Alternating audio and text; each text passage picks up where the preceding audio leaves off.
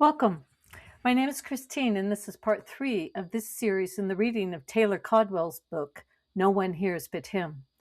12 chapters of different strangers who find their way into a mysterious white chapel in which they encounter the listener. If you're new here, thank you, and I encourage you to start with the introduction of the book. But even just one chapter, any of the chapters, will give illumination. This brings us to chapter 2, Soul 2, in which we are introduced to a man of the cloth who has lost his reason behind the cross he wears.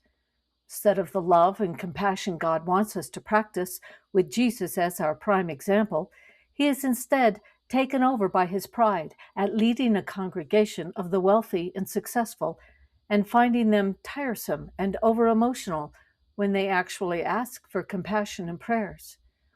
Instead of love, he shows distaste and annoyance. Let's listen to his story.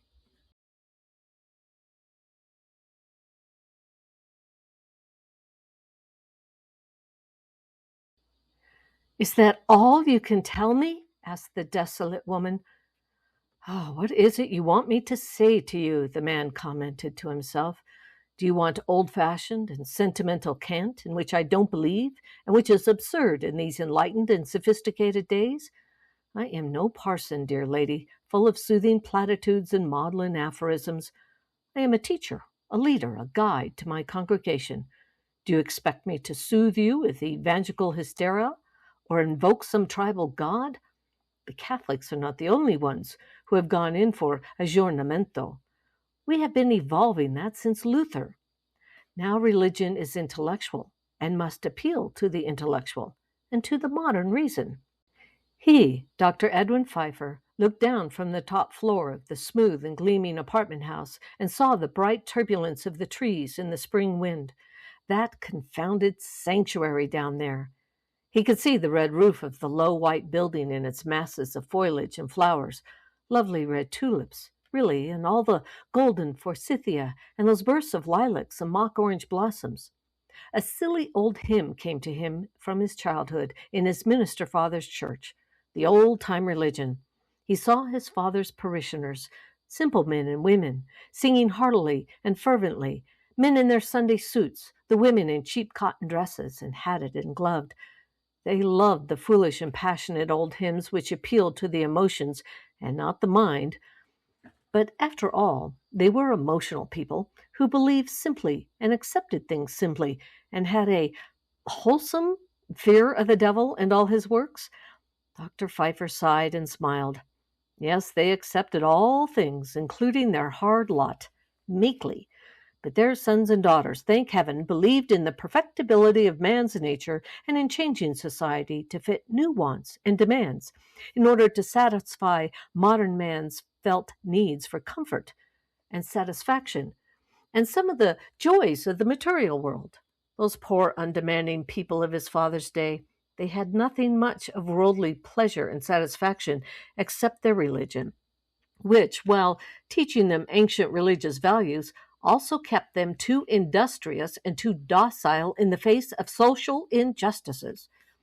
He saw their faces suddenly, calm, kind, strong, peaceful. Sudden uneasiness came to him. He scratched his chin thoughtfully. Why did he not see such faces in his own church these days? Why had he not seen them for years? Well, men were more aware now, more seeking. Was that not desirable? "Nothing at all," said the woman behind him, who was seated on a long, sleek sofa in her elegant living room. But Dr. Pfeiffer did not hear her. Ethics, reason, civilized behavior. That is what we teach these days in the place of the unthinking emotionalism of the past. Man advancing mentally and spiritually to a state of supra-manhood under the guidance of the teacher, an evolving super-Christ. Chardin. He really liked Chardin. Now there had been a priest, a true mystic with a vision of the fulfilled world here on earth, an intellectual, but all of his old fellow priests were adamantine against him, and the hierarchy did not permit his books to be published during his lifetime. What bigotry, really, in these modern days! Pastel statues and bleeding hearts. Didn't they realize? He heard a faint sound behind him and turned, glazed with his thoughts. He said with real distress, and did not know how helpless he sounded, "Dear Susan, you have nothing to say to me," she said behind her hands, "nothing but words without comfort or consolation." He was shocked. He had talked with her for over an hour, as one reasonable and intelligent person to another, giving her fortitude and strength. She had only stared at him with desperate hunger. What did she want? What, in heaven's name, did she want? He had known Susan Goodwin for over 15 years, and her late husband, Frederick. She was a member of his congregation. One didn't speak of parishes these days, as if one were a shaggy shepherd in charge of a mass of unthinking sheep. But she had always impressed him as the true modern woman, suave, urbane, polished, poised, intellectual. He knew the story behind the Goodwins. They had been intelligent, educated young people, if frightfully poor. Then about 12 years ago, Frederick had unexpectedly inherited what would be considered a fortune, even in these days, from a relative he hardly knew. 2 years after that, at the age of 34 and 32, respectively, they had their first and only child, after a marriage of 10 years. The boy was how old now? 10, of course, not yet confirmed. He had baptized the child himself, Charles Frederick Goodwin, a fine boy. Unfortunate about the father, who had died of a heart attack 5 years ago. Susan had only her son now, to whom she was devoted. It was not likely that she would marry again. She had been shattered when her husband had died, and at 42, even if she remarried, she would hardly have more children. Unfortunate, unfortunate. But, after all, one must have fortitude and strength of character, and not turn in such absolute despair to sentimentality, and one must never demand from a spiritual adviser what he could not, in all honesty, give. But what did she want? "Only 10 years old," said Susan, from behind the hands pressed against her face and eyes. "And now he must die, if not tomorrow, then within a year at the most." "We mustn't give up hope," said Dr. Pfeiffer, glancing furtively at his handsome watch. "They are doing some excellent work on leukemia, you know. They are keeping children alive far longer than it was possible to do a few years ago. And any day now there may be a breakthrough. There is always hope." But Susan said, "He's had 3 transfusions this week. He may never come home from the hospital." She dropped her hands.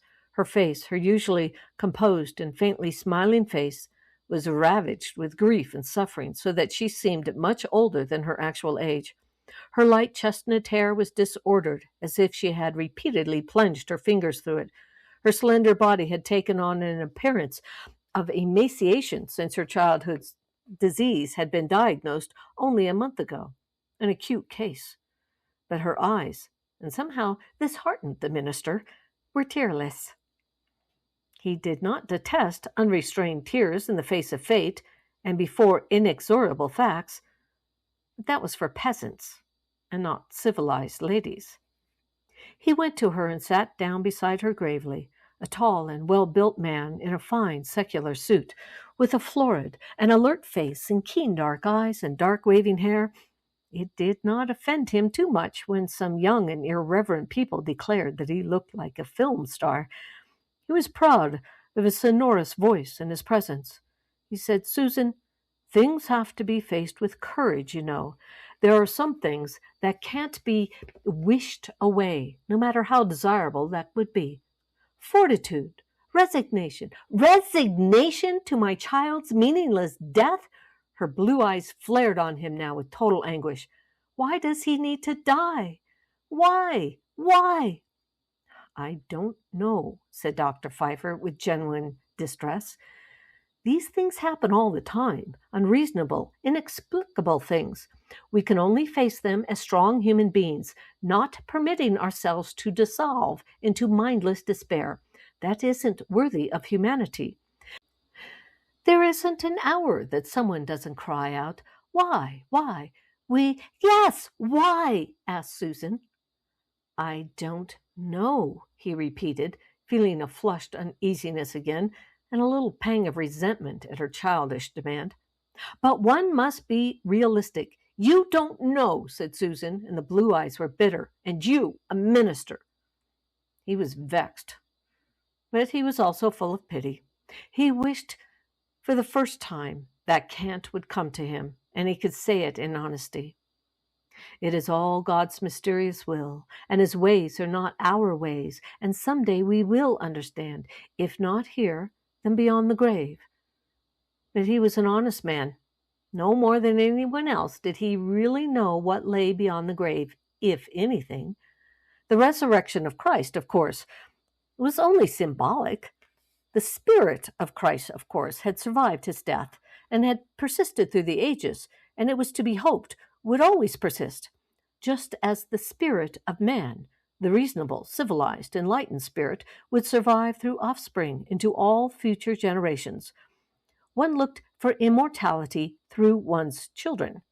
In the meantime, before death, one lived an orderly and reasonably disciplined life, seasoned with some legitimate pleasures and joy in mere existence, and did as little harm as possible to others. It was the heritage of man which survived, the heritage of a historical being, his influence on the present. What more could an intellectual being ask or desire? All else was conjecture, and in this scientific age one did not conjecture much. It was not the first time that he had seen despair and agony on a human face. He had given his consolations. Courage, fortitude, bravery, time will heal, life goes on. Day by day the torment will lessen, believe me. One has to live and endure. One must take up again and rise from the place where anguish has hurled us. That is expected of man. And the future will hold new pleasures and consolations again. Just you wait and see. Some, of course, were unreasonable creatures. 2 men and 1 woman had committed suicide in the past year or so, all from his congregation. They had no patience to wait for the healing succor of time and renewed life. He had never forgiven them for being so emotional and so distracting to his orderly existence and his reason. But, of course, poor things, they had been psychologically sick and therefore to be pitied. If they had only taken his advice and gone for therapy to a psychiatrist who would have explained that their terrible anguish had its roots in some childhood frustration and that they must understand themselves and their inner conflicts if they were to go on serenely again. But they had not taken his advice in their sick turbulence and mental disturbance. They had just killed themselves. Sad and a little disgusting, but still sad. He hoped Susan Goodwin was not of their kind. No, she was a sensible lady. He cleared his throat. May I suggest something, Susan? You know Dr. Snowberry, the psychiatrist. Do go to him at once. I will make an appointment for you if you wish. He is a member of my congregation. He will explain to you that your misery and rejection are rooted in your earlier frustrations when you and Frederick were very poor, or that, as a deprived child, you were deeply rebellious against the circumstances and would not accept it. A psychiatrist? When my child is dying? Susan's voice was almost a scream. I know, it sounds heartless, doesn't it? But believe me, Susan, I know what I'm talking about. Experience, you know. You are still a young woman. She looked at him, and her eyes were blue ice. Please go, Dr. Pfeiffer, she said. She wrung her hands together. She was still tearless. Please go. Well, now he felt a stir of anger. What did she want? Everything he had said to her over this hour had been met with hostility and despairing derision. Most unreasonable. She was like those simple women in his father's congregation. She wanted maudlin answers to things for which there were no answers. Didn't she? He stood up stiffly. I'll visit Charles in the hospital tomorrow, Susan. No, don't. You have no more to say to Charles than you have to me. Will you tell him, Dr. Pfeiffer, to be brave, that little boy, to face facts and accept things in a civilized manner? You'll give him a stone, too, instead of bread? How the platitudes rushed up even in modern people. In extremity, they didn't want realistic answers and courage. They wanted to be consoled. Again, the sick uneasiness came to the minister in renewed resentment. He would speak of this in his next sermon. His sermons were always published in the biggest newspapers in the city the Monday after Sunday, and they were greatly admired for their style and intellectual content and calm understanding. Sometimes dailies in other cities picked them up too. "You are a fraud," said Susan Goodwin. "You are a false shepherd." "Because I won't lie to you," he said. "Susan." She did not speak to him again. In fact, she left the room. The maid came with his hat and topcoat. He was outraged. He had been dismissed like an importunate salesman. He went out into the brisk and glittering spring air. A beautiful day. He inhaled deeply. Why was it sometimes impossible for men to enjoy the immediate, the present, all that a man possessed? Why was he always straining after— what was he straining after when some calamity overtook him? Superstition, lies. It was impossible for most men to accept the symbolic. Very primitive. Life had such delights, so many innocent joys, so many means to satisfaction in work and simple living. Yet still, after the Enlightenment, men strained after misty and unsubstantial and mythical follies. "I'm not a witch doctor," said Dr. Edwin Pfeiffer to himself, as he enjoyed the sunshine and bright wind and the scent of the awakened earth. "I have no incantations, no incense.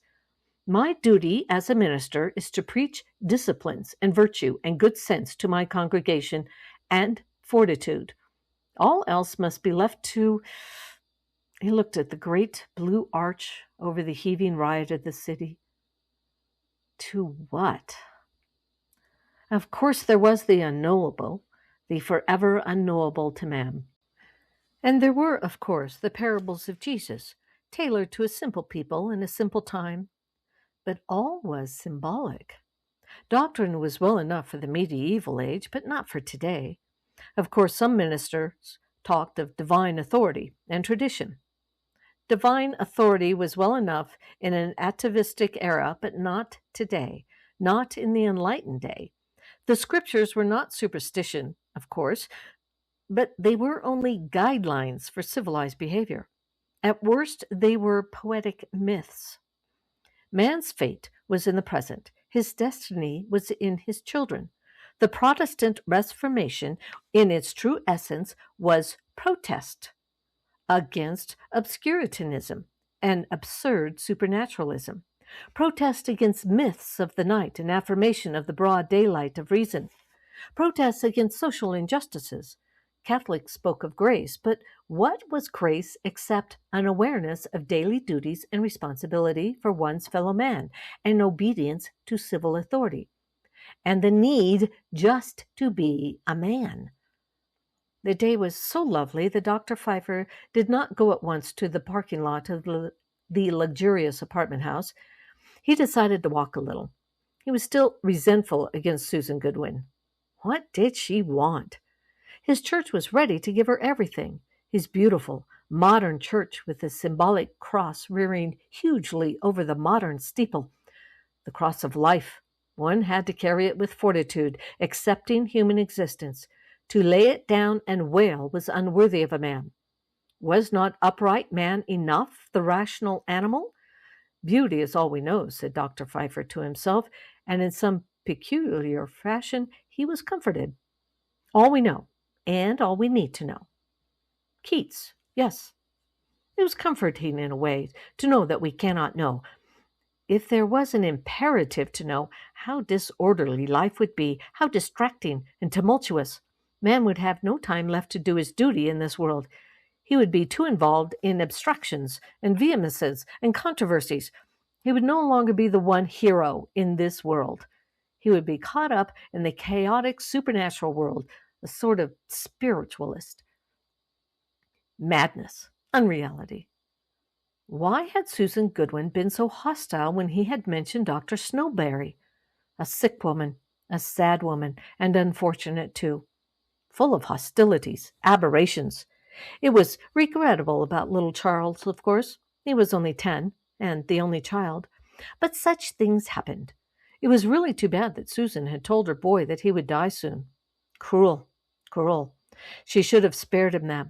She should have told him brightly that he would be home soon, and, well, it would have been a compassionate lie. Lies have their place also.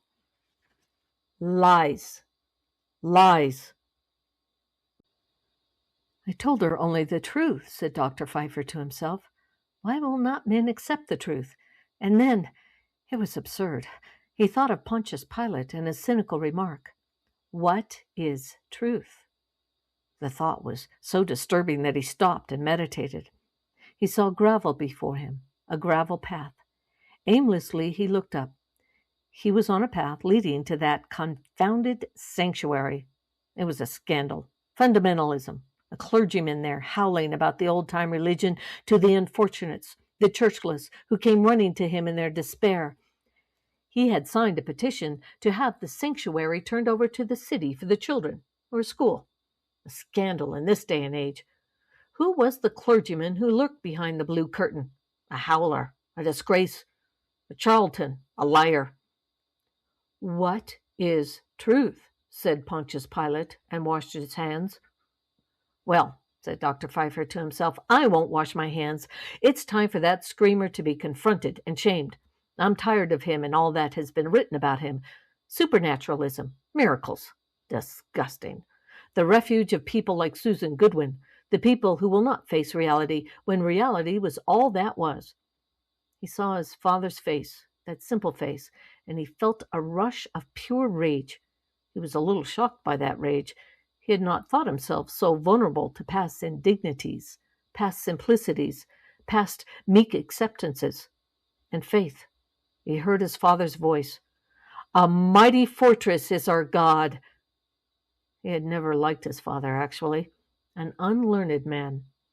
Our Lord, his father once said, was never graduated from the best universities. He knew only truth. But what could one expect from a minister who had entered a seminary with only an elementary school education? He walked slowly but determinedly up the gravel path. He saw the fountains and the grottos and the long green patience of the lawns and the massed trees.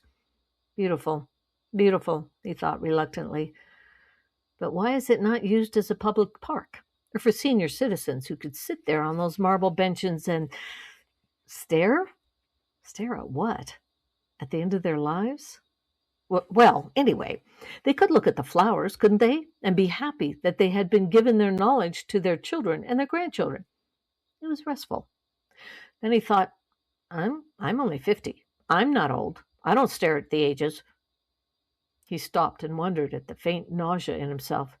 He felt around for his box of digestive tablets. Acid indigestion. He slipped a tablet on his tongue and let it dissolve. He wondered if he did have ulcers after all. He smiled a little. Most of his congregation appeared to have ulcers these days. The stress of modern life, of course, the hurry and the turmoil. So much demanded of everybody in this modern life. So much to do. Do what? Asked the incorrigible new voice in his mind. What are they doing half so well as their fathers and their grandfathers did? What have they given to their fellows? They have endless leisure. But what do they give? Community activities? What are they? Their fathers gave work and friendship and kindness, personal and personal responsibility, and true brotherhood as one man to another. What do your people give these days of themselves, of true love? They sign checks and talk politics and join social welfare organizations and feel very righteous. The righteousness of the Pharisee. We live in an urban age, commented Dr. Pfeiffer's mind. And what is that? Asked the protesting voice. There was always an urban age, from Chaldea to Alexandria to Jerusalem to Athens to Rome to Paris to New York. What is so new about an urban age? What have you discovered that is so unique? The desolation of abomination? The weary land? Oh, I should have known better than to go to that disturbed and rebellious young woman, thought Dr. Pfeiffer. He walked up the path, and his face was flushed angrily. He had a duty to do. He paused at the bronze doors and again reluctantly admired them. No money has been spared here. Lavish. It should have gone to the community fund or in taxes. All this was tax exempt, of course. A scandal. This wonderful marble, this peaceful stretch of land in the very midst of the city, it should be a public park and not administered by private individuals. The man who listens. He saw the gold characters above the doors. A screamer, a clergyman who disgraced his calling. Dr. Pfeiffer angrily pushed open the doors and peered inside. He knew. The waiting room was filled with shapeless humans, if you could call them that. Old people. No, there were young here also, waiting silently. Why were the confident young here, the astute and knowledgeable young who had been taught well? What problems did they have, these girls and boys, that could not be solved by such as himself or an excellent psychiatrist? People demanded too much these days. They had everything. Therefore, they had no problems in this affluent society which did so much to make them happy. He wanted to shout to the youths and the girls in the waiting room, "What can possibly disturb you in this age?" And he sat down in a comfortable chair and looked with annoyance at his fellow waiters. Then his eye was caught by a marble tablet in the marble wall. "I can do all things in him who strengthens me." A nice sentiment, but unrealistic. One had to rely on the good offices of government and goodwill on the part of government, and not haphazard charity or individual effort. That was nice for the past, but not for these days. Society must move as one to alleviate misery. Society had the answers to all things if only people like Susan Goodwin would listen. The miserable and rebellious people like Susan Goodwin, who demanded answers where there were no answers but reason. He watched with detached interest as chimes sounded, and one by one the superstitious and the maudlin rose and went behind a door at the back of the room. There was no sound. All sound seemed suspended in this gracious, sweet air with its hint of fresh fern. He heard no traffic, no voices. Well, of course, it was all sound conditioned. He picked up a magazine from one of the tables and became absorbed in international news. For the first time, he thought, as he scanned the pages, why is there so much turmoil in these days when everything is planned and there is so much freedom and so many enthusiastic emerging nations? Men did not have to struggle for existence now as their fathers had struggled. Concern for everybody was rife in the government and among all peoples. Foreign aid, public assistance, social responsibility, the Peace Corps. What was once the province only of religion had extended to secular life, and everyone was involved in mankind. The secular missions. It was wonderful, really. Then why was there so much mental misery and frustration?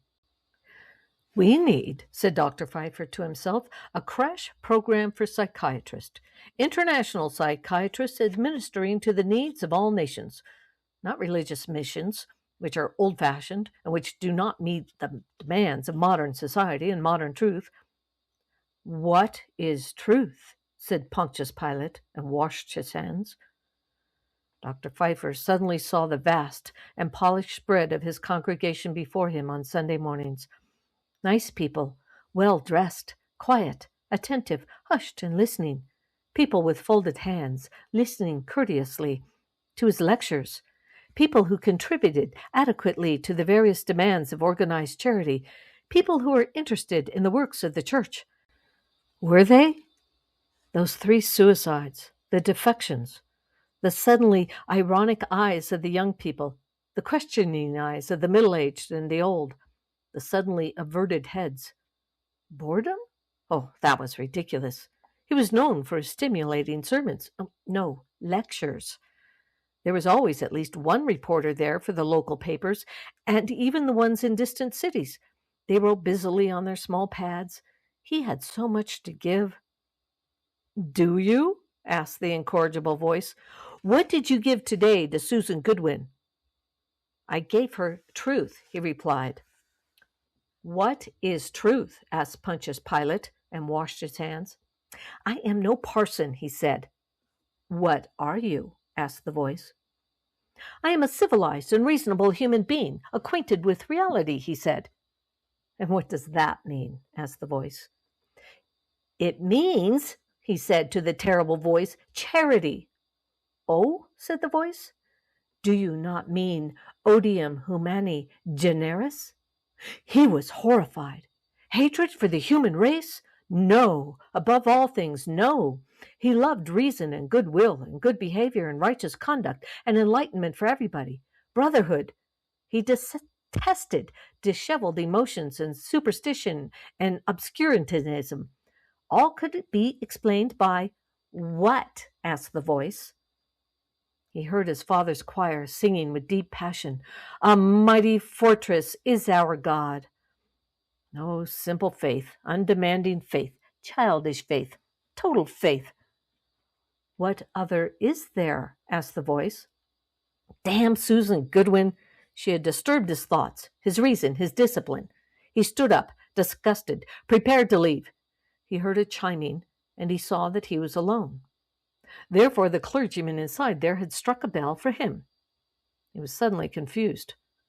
An irrelevant thought came to him. Ask not for whom the bell tolls. It tolls for thee.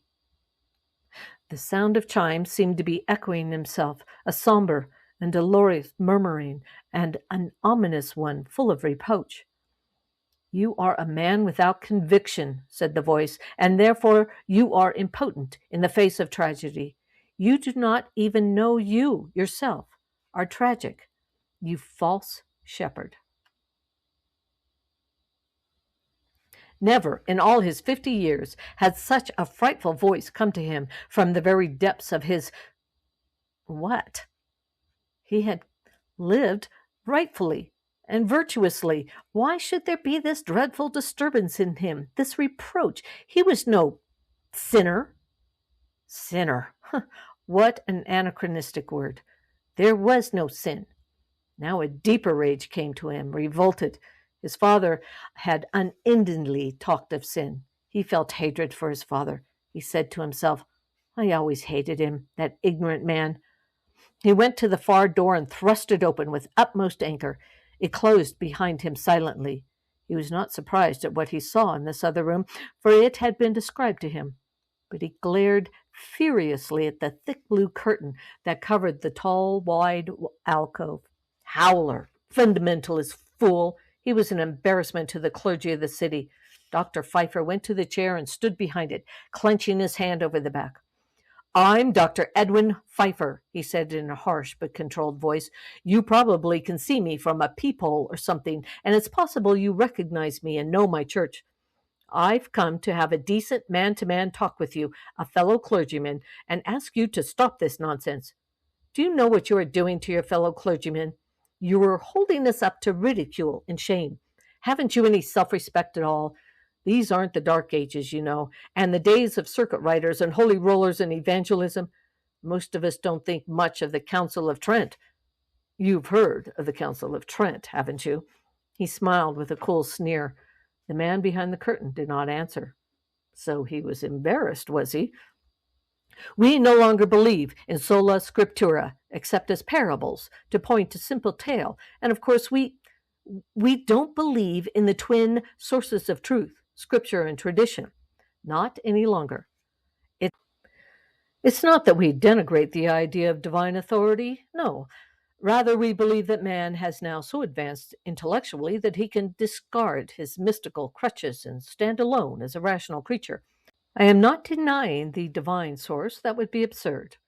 But the divine source, as we are all now agreed, except the Roman Catholics, is in man and not external to him in some silly golden streets of heaven presided over by a patriarch. We look not to some supernatural future, but to the world and the perfectibility of man. For this is all we can know. It is surely the noblest object of man's striving. His voice rolled sonorously back to him from the marble walls, and he was pleased at the sound. He hoped that he had made his point, though he doubted that the idiot behind those curtains had understood one word. At the very least, he ought to feel damned uncomfortable.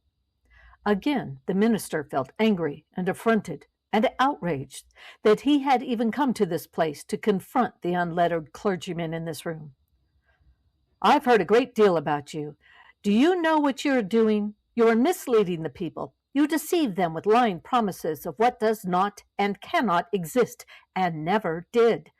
You speak to them of miracles, and you are alleged to have performed them. Do you know what blasphemy is? If you do, then you must realize that you are blasphemous as well as sanctimonious. Life itself is a miracle. We don't need anything else, and there never was anything else. You have probably absorbed a little psychiatry and understand psychosomatic medicine to some extent. Through these things you have, no doubt, been able to misguide the ignorant and the mindless and the hysterical. That is inexcusable in these days. You must stop this deceit, this superstition, this encouraging of the darkest aspect of the human mind."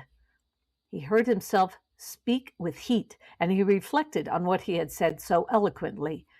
Then it came to him that somewhere, at some time, men had said this very thing to someone. He could not remember, but he felt a hard sickness in his chest, a curious sensation that he had betrayed. But whom had he betrayed? And why this strange sense of haunting familiarity, a kind of memory of something that had happened long ago? "Don't you remember?" asked that new voice in him. "Surely you remember." "In less enlightened days," said Dr. Pfeiffer, vaguely fearing that voice in himself and repulsed by it, "men like you would have been driven from the religious community. In less enlightened days, the more barbarous days, you'd have been crucified." Something struck at his heart like a gigantic fist as he stepped back involuntarily from the chair. But he was not a man to let fantasy and strange fears possess him. After a moment, he went on. "You are irrelevant in these times. I dislike calling any man a fraud, but I'm afraid you are. I ask you now to leave this place and let it be closed. Send the churchless back to us, where they belong.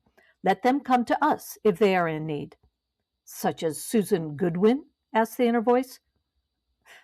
"People should not be encouraged to have atavistic needs," said the minister, "but you are encouraging them with lying hopes beyond reality. That way lies madness. Men no longer live in a simplistic era, and we are very complex in the world now. But when a man is led to believe simply and literally the things which are only symbolic and meant only to be symbolic, then he encounters confusion when confronted with reality. For he sees reality not clearly any longer, but distorted and smeared. He can even, in his attempt to adjust these irreconcilable things, become fanatical, and there is no place any longer for the fanatic, except, of course, the madhouse. Christianity is truly a sane religion." "And what do you know of it?" asked the inner voice, but now it appeared that it was external also, and full of powerful sternness. "The social gospel," said the minister, hurrying his words to drown out his most irrational fear, "has not exactly replaced the four gospels. It has only made them more meaningful in our times." He was exasperated both with the nameless thing in himself and with the silent man behind the curtain. "Have you ever heard of Paul Tillich? No? Then I advise you read him. He speaks of the irrelevances in old interpretations, but you would not agree with him, I'm sure. And there are others like him whom I admire very much. They divorced ethics from mysticism and placed them firmly in the frame of reference of modern life and modern demands. Secular ethics, the very base of good government and good will and responsibility. It's not that I'm a secular minister, but I do understand that the secular and the spiritual realms are the same and not divided by supernaturalism. We aren't medievalists any longer, you know. Or do you know?" The man had not the wit to answer, for, of course, he did not understand. "Are you there?" asked Dr. Pfeiffer, the thought coming to him that no one was there at all. Was that a movement of assent behind the curtain, or a mere stirring of the air conditioning? Then he became convinced that he was not alone. There was a sense of a powerful presence in the room, a listening presence. It seemed to have focused itself upon him. Well, if you are really there, I beg you not to deceive the simple any longer. It's really dangerous these days. He stopped. The ghastly sense of reliving something or of rehearing something which he could not remember came back to him like a long echo over a range of mountains, over a range of time. Dangerous these days, he repeated. It disturbs the people. It makes them discontented, makes them look for contentment and hope where there are no contentment and hope. Superstition, in short. Today, I visited a lady whose son will die soon, very cruelly, I'm afraid. Her young son. I always thought she was a sensible young woman, totally rational and perceptive, aware of the inexorable when it happened. It's an awful thing to have to accept, I know, the death of her son, her only son. Her only son, said the new voice, and it again appeared to be external also. Yes, her only son. I went to console her after she had called me. I'm her minister. She is a member of my congregation. What could I tell her? I could tell her only the truth, that she must accept what can be changed and go on with her life. After all, this is the 20th century. But she became almost violent. She was bitter. She, a young and intelligent woman. It was incredible. She seemed to be demanding something of me. What? Asked the voice. I don't know, he exclaimed. Or I should say that it wasn't possible for me to give it to her, for it would have been cant and absurd. I couldn't say to her, it is God's will, and he knows what is just and for the best. For how can we be sure of that? Who has ever declared it to be so? Who? Echoed the voice. He shook his head with an almost despairing impatience. She wanted pious platitudes from me, and assurances that her son would not be lost to her, but would be restored to her in some pastel heaven. If I had said that to a normally intelligent young woman, I'd have been ashamed of myself, and later she would have been amused. I'm a compassionate man, but I couldn't lie to her and tell her things in which I don't personally believe. I think she even wanted a miracle. Prayer, kneeling together. Yes, said the questioning and ridiculous thing in himself. He shook his head over and over. My God, he cried, I wish I could have lied to her. I honestly wish it. If it would have brought her comfort, any comfort at all, when she thinks of the approaching death of her only child, some pietistic nonsense such as my father could pour out at the slightest provocation, such as— He stopped, for the inner voice appeared to become totally external now. I am the resurrection and the life? What was it that Paul of Tarsus had said? If Christ indeed had not risen, then our faith is in vain. Dr. Pfeiffer started. Why should he have remembered that now? He had forgotten, in his pity for Susan Goodwin, why he had come here at all. He must remember and stop imagining nonsense. Why, damn it, he was like some petitioner himself in this shameful place. He said firmly, I'm off the subject, I'm afraid. You really must close up shop, for the sake of all of us. The cock crowed thrice. He could not believe it. His ears rang with the appalling words. Yet surely no one but himself had spoken. Now the words of betrayal, of most deathly betrayal, had begun to ring on his heart as well as on his ears. Hypnotism, he thought wildly, self-hypnotism in this confounded silent place. He moved step by step away from the silent blue curtain. Who do you say I am? He stopped abruptly. No one had spoken. He was imagining it all. Then an emotion ran through him like the utmost despair, a sense of deprivation and desolation beyond anything he could have imagined. He cried, my God, I wish I knew. I only wish I knew. He lost all pride, all dignity, all that he admired in civilized man. He approached the curtain again, forgetting that he was self-hypnotized, forgetting that all this was fantasy. He saw the button near the curtain and the little sign informing him that if he wished to see the man who had listened to him, he had only to press the button. He hesitated. He was all painful and burning confusion, all inner dishevelment, all distraction. Never in all his life had he ever experienced this. His hand plunged to the button and struck it, and the curtains rolled aside. He saw the man who had heard him in the glow of the pure, bright light. He saw the reality of the ages and all that he had denied while believing he had accepted. He flung up his arm at last to conceal that face and those accusing eyes, those most pitying eyes. And from behind the childish shelter of his arm he spoke. No, I never denied you because I never truly believed in you. You were a beautiful symbol to me. I was never confronted by you before.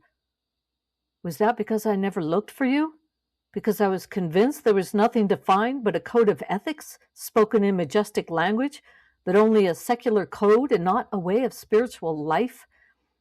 I denied you because I denied myself and all that I instinctively knew. I was ashamed of you in my heart because I was ashamed of myself. I believed that only that which could be explained had verity, that only rational explanations were worthy of a man. I denied your authority because there was no real authority in me, and because of the lack of personal authority based on your own, my people look at me denyingly, and I have nothing to offer them. Is that why their eyes are often ironical and bored or desperate? Yet my church is so fashionable. He dropped his arm and looked pleadingly at the man. So fashionable, he repeated, and laughed bitterly. Why did they come at all, then? Why, when I had nothing to offer them? Are they not as guilty as I? The man did not answer him. He only waited as he had waited through the centuries. No, said Dr. Pfeiffer. Only I am guilty. Today I was called a false shepherd. It's quite true. I am also a stupid shepherd. No, I was never a shepherd at all, not once since I was ordained. A woman who was about to lose her only son held out her hands to me today, and I had nothing to give her, nothing of consolation to offer, and there was nothing in me and nothing of consolation. It was not my son who was dying, therefore I was not intimately concerned. He stopped and stared at the man. It was your mother's son who was about to die, and there was none of his friends to comfort her. They ran from her, just as I ran from Susan Goodwin, the mother. They had one excuse, cowardice. My only excuse, which is the worst of all, is that I had no answer to a mother's grief.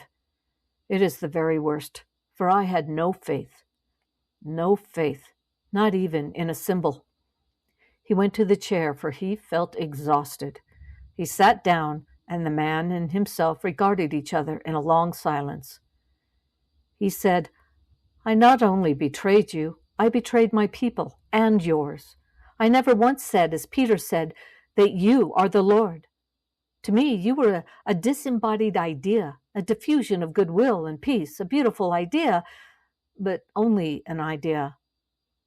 Why then did I become a clergyman? He threw out his hands.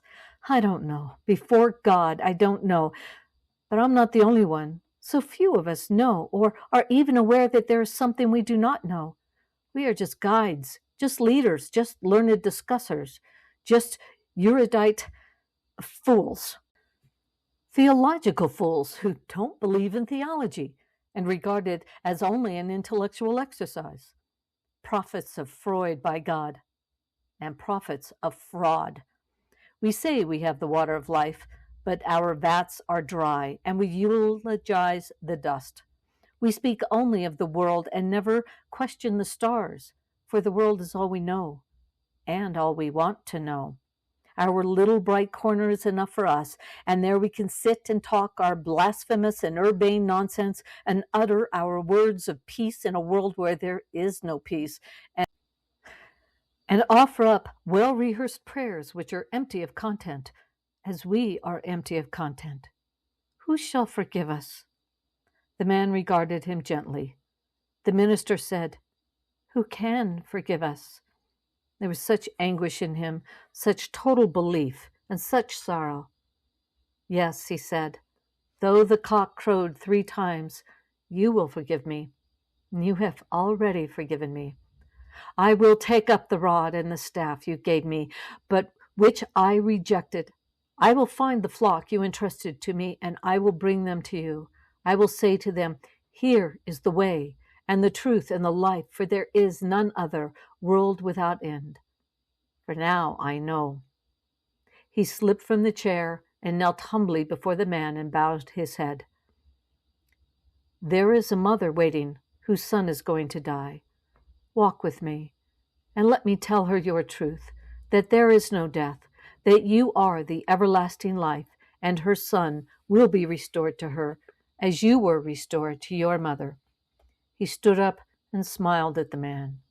Indeed, indeed, a mighty fortress is our God, in which we are safe and in which we are protected forever.